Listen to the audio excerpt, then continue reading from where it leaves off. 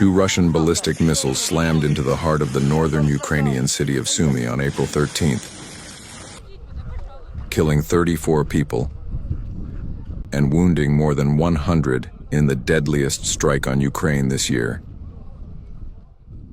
State Emergency Service of Ukraine said their latest update. Dead bodies were strewn on the ground in the middle of a city street near a destroyed bus and burnt-out cars in a video posted by Zelenskyy on social media. The people who were caught in Sunday's strike were out on the street or inside cars, public transport, and buildings when the missiles hit. Суми.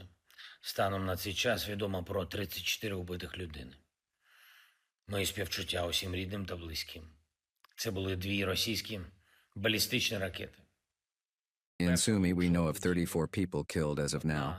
My condolences to all relatives and friends. Two Russian missiles. The first hit the building of the university. The second exploded literally over the street. 117 people have been wounded, including children, among them a baby girl born in 2025. The attack hit the center of the city on Palm Sunday. Only filthy scoundrels can act like this. Today, many state leaders, diplomats, regular people with big hearts expressed their sympathy towards Ukrainians. They condemned the Russian attack.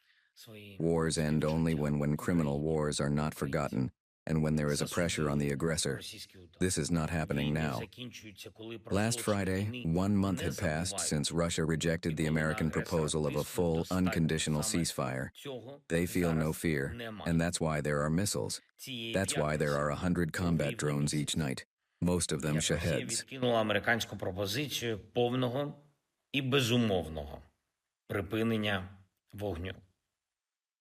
Вони не бояться, і саме тому балістика.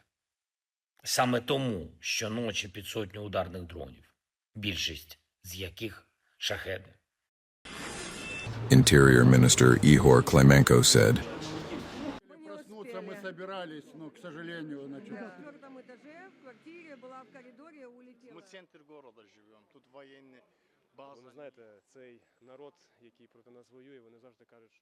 Today is Palm Sunday, such a festive day. We plan to go to the church to get the palm tree branches blessed according to the traditions, but at around 11 a.m., when I was working at my laptop, a powerful explosion shook the building. I live nearby. I ran to check on my mother, and while I was walking downstairs, a second explosion occurred. It was very loud. It was scary because it was not clear how many more explosions there would be, what would happen next. But one should always keep faith and hope for the better. We were very glad to remain alive.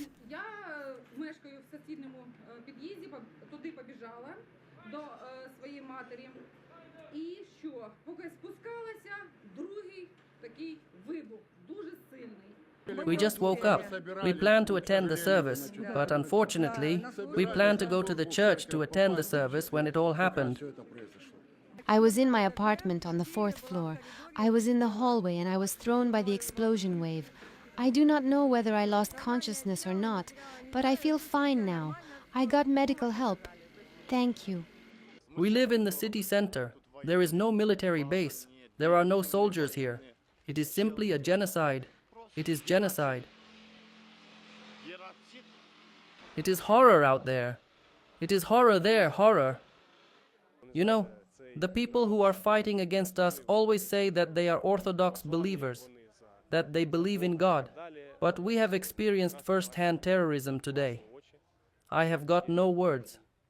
They have always used means of terror. Therefore, I think it is mere terror of the cities next to the border, regional centers like Kharkiv and Sumy. the attack had come on Palm Sunday when some people were going to church. President Volodymyr Zelenskyy demanded a tough international response against Moscow over the attack, which came with U.S. President Donald Trump's push to rapidly end the war struggling to make a breakthrough. Russian authorities did not immediately respond to a Reuters request for comment. Russia denies targeting civilians, but thousands have been killed and injured in its invasion of Ukraine. Russia launched a full-scale invasion of Ukraine in February 2022 and currently holds nearly 20% of the neighboring country's territory in the east and south. Russian forces have been slowly advancing in the east.